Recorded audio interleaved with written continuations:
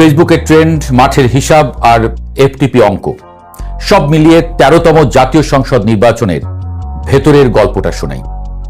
Facebook খুললেই মনে হচ্ছিল এইবার বুঝি জামায়াতের সময়। ভিডিও, পোস্ট, স্লোগান সবখানেই ইসলামী দলের জয়ের গান। মাঠে গেলেও সেই ইঙ্গিত, অনেক আসনে জামায়াতে ইসলামকে এগিয়ে থাকতে দেখা যাচ্ছিল। কিন্তু ভোট গণনা শেষ হতেই দৃশ্যটা পাল্টে গেল। উল্টো ফল, ভূমিধস জয় পেয়েছে বাংলাদেশ জাতীয়তাবাদী দল।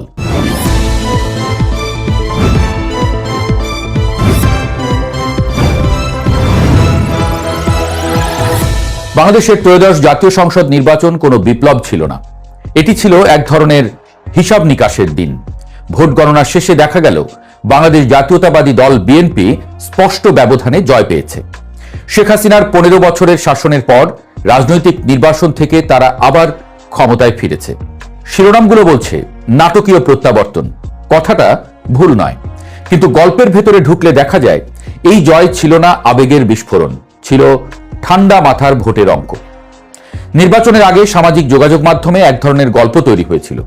জামায়াতে ইসলামীর উত্থান, মাঠে তাদের শৃঙ্খলাবদ্ধ কর্মী, তরুণ ভোটারদের আগ্রহ, সব মিলিয়ে একটা মনস্তাত্ত্বিক ঢেউ। মনে হচ্ছিল এবার হয়তো ইতিহাস বদলাতে চলেছে। কিন্তু বাস্তব ভোটের বাক্সে ঢুকে গল্পটা বদলে গেল। কারণ প্রথমত বাংলাদেশে নির্বাচন হয় first past the post, FTP পদ্ধতিতে। এখানে জনপ্রিয়তা নয়, আসনই সব। আপনি ৩০% ভোট পেলেও যদি প্রতিদ্বন্দ্বীরা ছড়িয়ে থাকে আপনি জিতবেন, আর ২৫% ভোট পেয়ে যদি দ্বিতীয় হন সবই বৃথা। জামায়াত ৬৮টি আসন পেয়েছে, তাদের জোট মিলিয়ে ৭৭টি। ইতিহাসের তুলনায় এটা বড় অর্জন।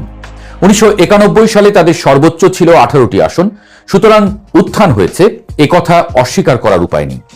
কিন্তু জাতীয় ক্ষমতা দখলের জন্য ১৫১টি আসন লাগে, আর সেখানে এসেই থামে ঢেউয়ের গতি। এই নির্বাচন ছিল না মতাদর্শের ঝড়, ছিল অসন্তোষের স্রোত।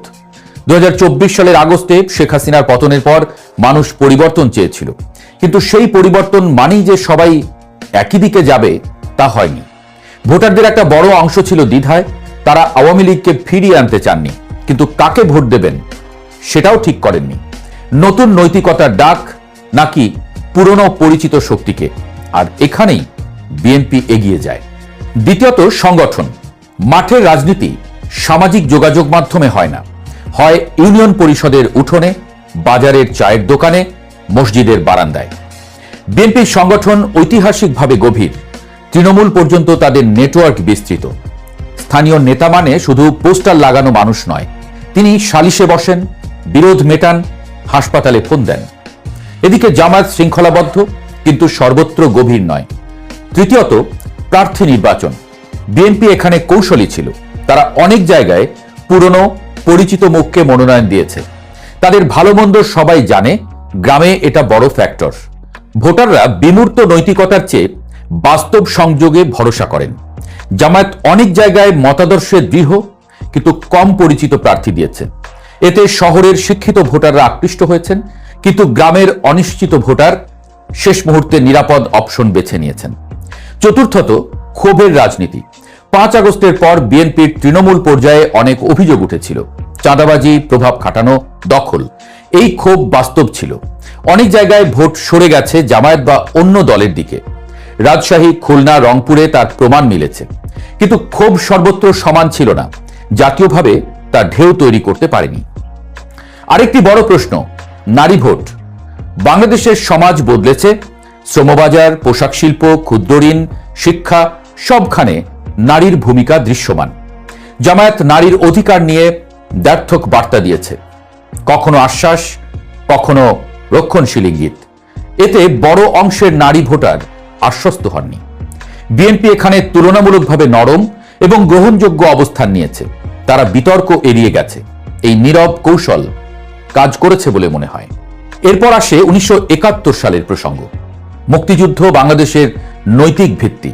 জামায়াত তাদের অতীত নিয়ে ভাষা বদলানোর চেষ্টা করেছে, কেউ তা গ্রহণ করেছে, কেউ সন্দেহ করেছে। রক্ষণশীল পরিবারেও ১৯৭১ নিয়ে সংবেদনশীলতা আছে, ক্ষমা করা যায়, ভুলে যাওয়া যায় না। এই মনস্তত্ত্ব ভোটে প্রভাব ফেলেছে। আর ছিল আওয়ামী লীগের অবশিষ্ট ভোট, ধারণা করা হয়েছিল তারা একেবারে নিশ্চিহ্ন, কিন্তু বাস্তবতা ছিল ভিন্ন। 5 থেকে 7 শতাংশ কট্টর সমর্থক ছাড়াও আরো 20 থেকে 25 শতাংশ ভোটার ছিলেন যারা নীরব।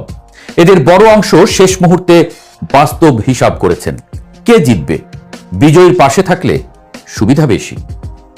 জরিপে দেখা গেছে এদের অনেকেই বিএনপির দিকে গেছেন, মতাদর্শ নয়, সুবিধার অঙ্কে। এই নির্বাচন ছিল মনস্তত্ত্বেরও খেলা। যখন একটা ধারণা ছড়িয়ে পড়ে যে অমুক দল জিতবে, তখন দোদুল্যমান ভোটাররা সেই দিকে ঝুঁকে পড়ে। বিজয়ীর ধারণাই বিজয় তৈরি করে। জামায়াতের উত্থান ছিল অঞ্চলভিত্তিক, সর্বস্তরে সমান ছিল না।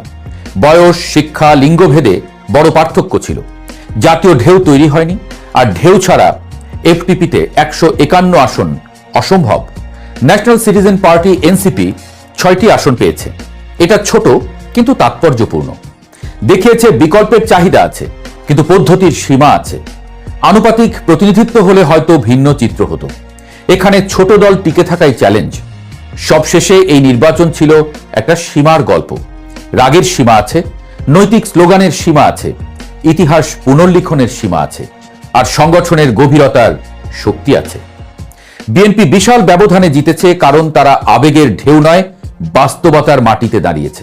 তারা জানতো কোথায় প্রার্থী দিতে হবে, কোথায় চুপ থাকতে হবে, কোথায় পুরনো নেটওয়ার্ক কাজে লাগাতে হবে। জামায়াত উত্থান ঘটিয়েছে, কিন্তু উত্থান আর ক্ষমতা এক জিনিস নয়। শেষ পর্যন্ত বাংলাদেশের ত্রয়োদশ জাতীয় সংসদ নির্বাচন কোনো বিকল্প ছিল না। এটি ছিল এক ধরনের হিসাব নিকাশের দিন। ভোট গণনা শেষে দেখা গেল বিএনপি স্পষ্ট ব্যবধানে জয় পেয়েছে। শেখ হাসিনার দীর্ঘ শাসনের পর তারা ফিরেছে। এটা ছিল পুরনো ভোটের অঙ্ক, আর সেই অঙ্কে সবচেয়ে বড় সংখ্যাটি ছিল সংগঠন।